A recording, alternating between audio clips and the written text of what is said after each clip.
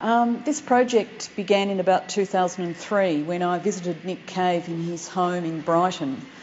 I'd never met him before, and I went to ask him a question, which was, would he be interested in donating his collection to us at the Arts Centre?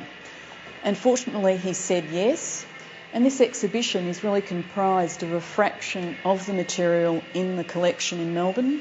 It contains hundreds of lyrics and notebooks and photographs, tour information, private diaries that Nick has generously donated to us. And it was a real privilege to work with Nick Cave quite closely on the project. And I'll talk to you about how he was involved as we sort of walk through the exhibition. The focus of the exhibition is really about the creative life of Nick Cave. It's about everything before the songs leave the office and end up being recorded. And what I want to do is really start in the entryway here and just talk to you about some of the objects before we go into what I consider to be the centre of the exhibition, which is a sort of imaginary recreation of Nick Cave's office in Brighton in the UK. This is called The Sculpture, and it came about because of Nick Cave's work with the filmmaker John Hillcoat, and together they wrote a film treatment, the idea being that a sculpture of Nick Cave atop a rearing horse with a loincloth would be cast in the UK by a sculptor, Corin Johnson. It would be shipped to Australia and U-hauled to the town of Warwick-Nabil. The inhabitants of the town wouldn't actually know that this thing was arriving, and they would actually be really delighted to receive this sculpture for the roundabout in the middle of the town, or ask the question, well, who is Nick Cave? We don't want the sculpture, and it would be dumped in the desert. And I like to think if it was dumped in the desert, that in centuries in the future, people might excavate it and wonder who is this magnificent man atop this rearing horse. And of course, it's Nick Cave. The project didn't actually eventuate, but Nick Cave sort of harbours a special hope that one day it will happen.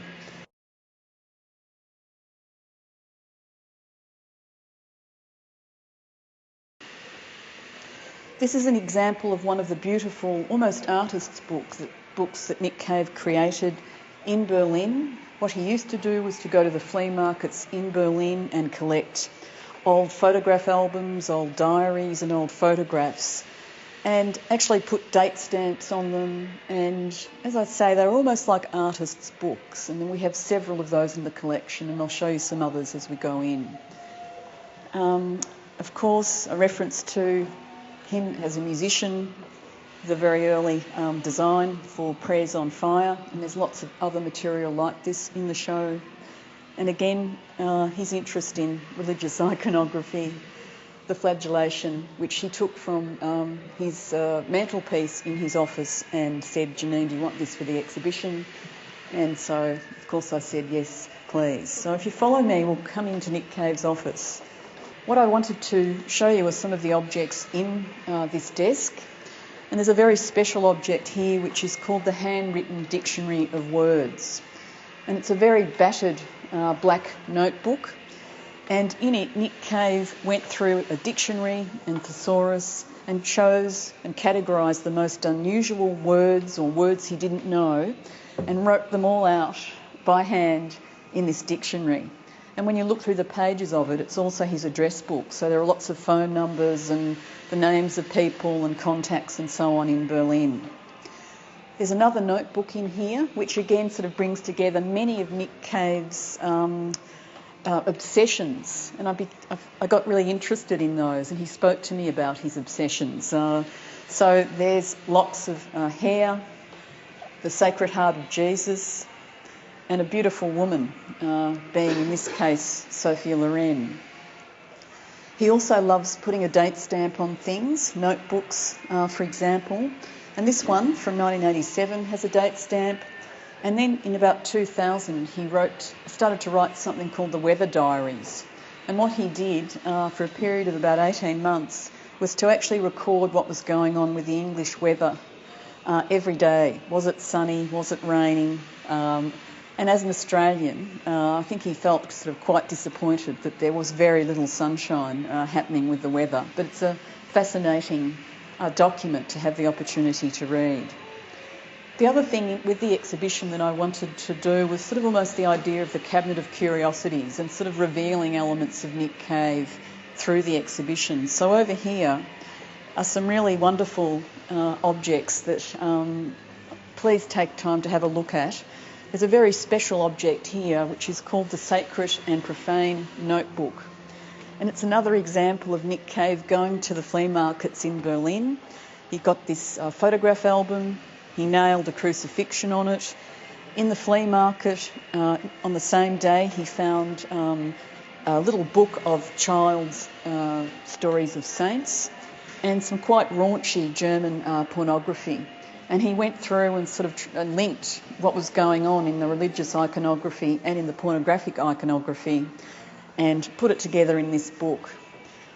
There's a wonderful documentary called Stranger in a Strange Land, which I'll talk a little bit about later, but he actually talks about this notebook in that documentary. And it obviously was very special to him because he did carry it around, he did feature it in that documentary, and somehow it's managed to survive over sort of 20 years of his travels virtually all over the world.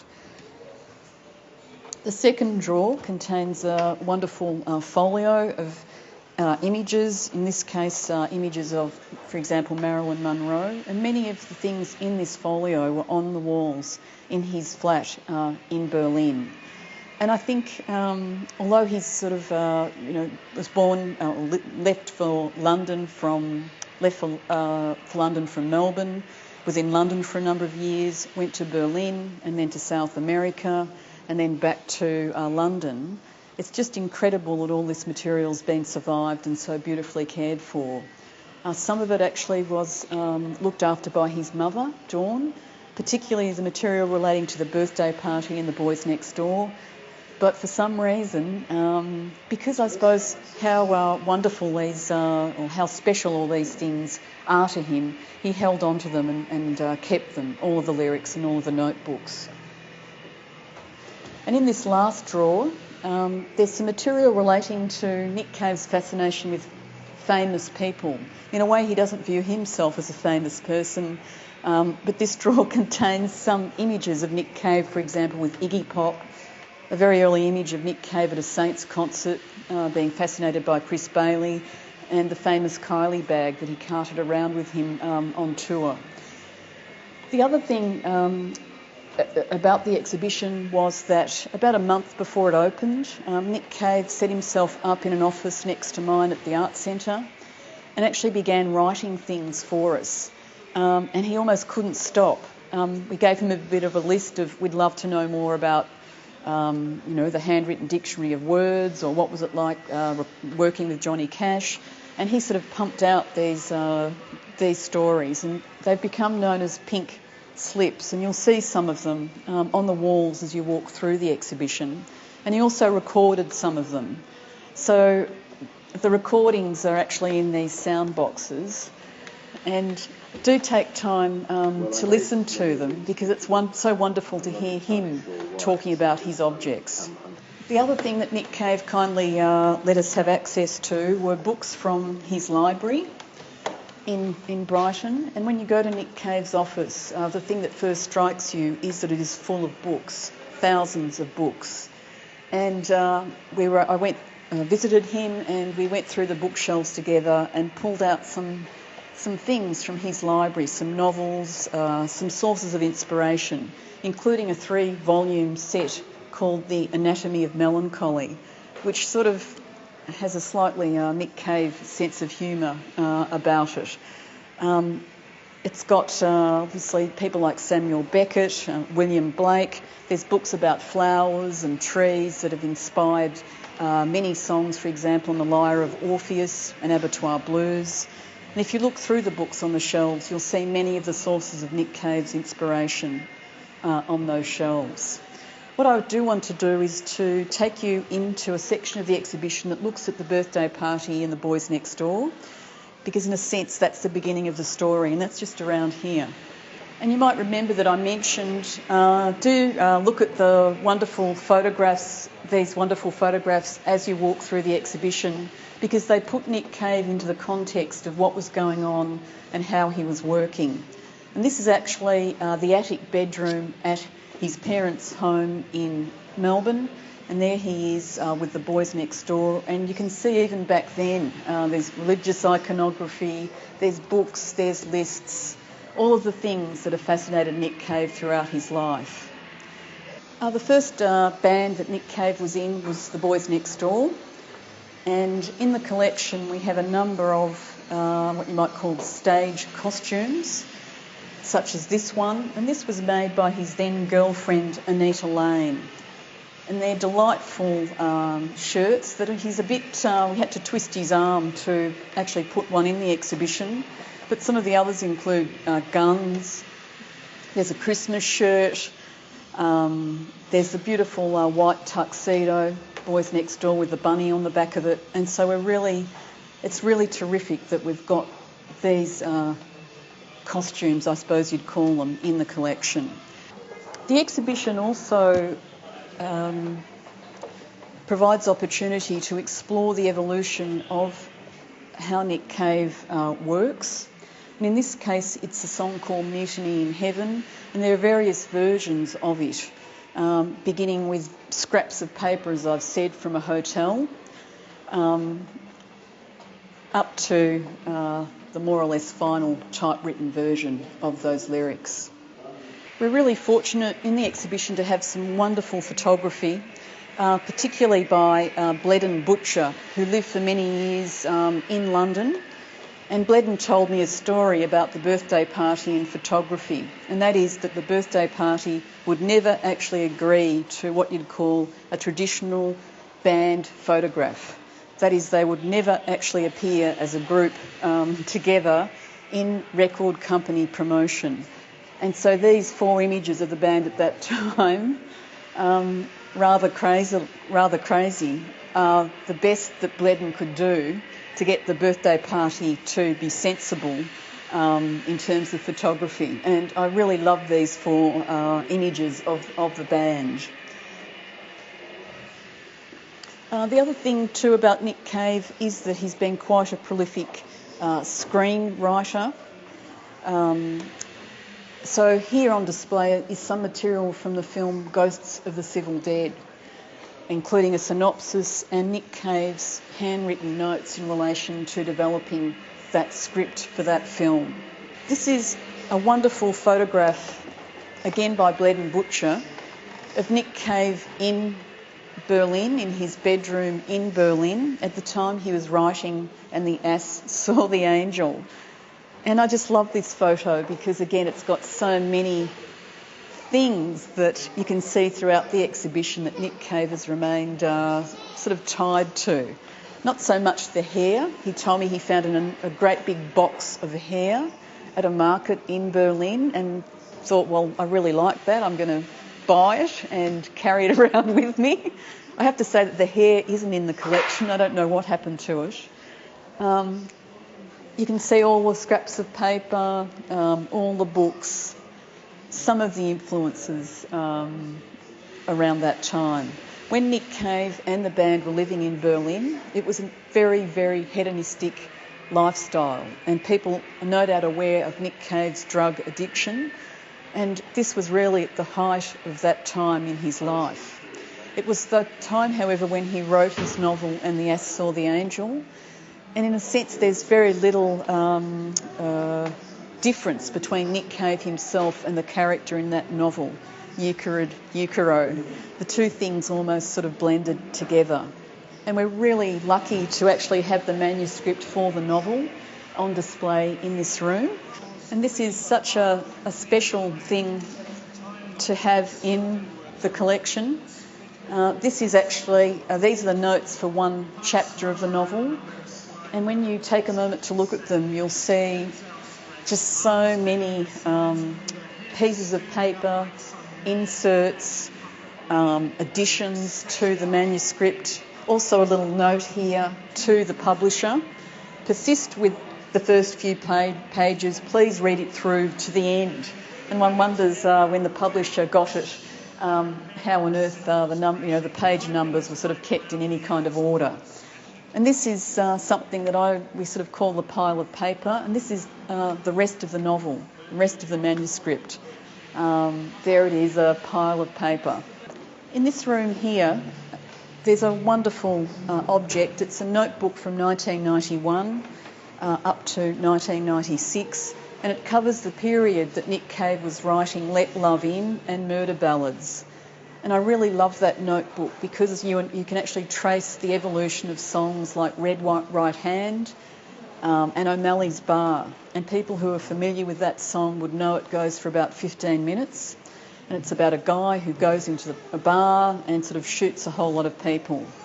And he talks about the fact that he wrote that song the morning after he'd perhaps performed. I woke up on a banana lounge in a hotel near the pool and was feeling a bit kind of, had a bit of a hangover. And he started sort of dreaming up this song and kind of shooting, sort of imaginary people, including tourists, German tourists that happened to be in the sort of vicinity. What we've got here for you is actually a notebook that will, a page-turning device that will enable you to actually turn the pages on this notebook and look at some of the evolution of songs from that album. And this is actually some of the lyrics from Red Right Hand. Again, a really wonderful, powerful song. This object here is actually from the recording studio when the band were working on Let Love In and Murder Ballads. And what happened was that they recorded Let Love In and they had some songs left over. And the band sat around and thought, what will we do with them? Wouldn't it be fun to do an album of murder ballads? And that's how the whole concept of murder ballads came about, almost by leftover songs. It's a really interesting insight into what went on in the studio to record those albums, and you look at what went on every day, what elements of the tracks got recorded. It all happened around Christmas Day and beyond. The studio was actually strewn with Nick Cave's papers, and there's a wonderful thing here which says, "Cleaners or anybody, please do not touch my papers, please leave them where they are." And the fact that that's kind of survived and got pulled down from the recording studio wall is really, really wonderful.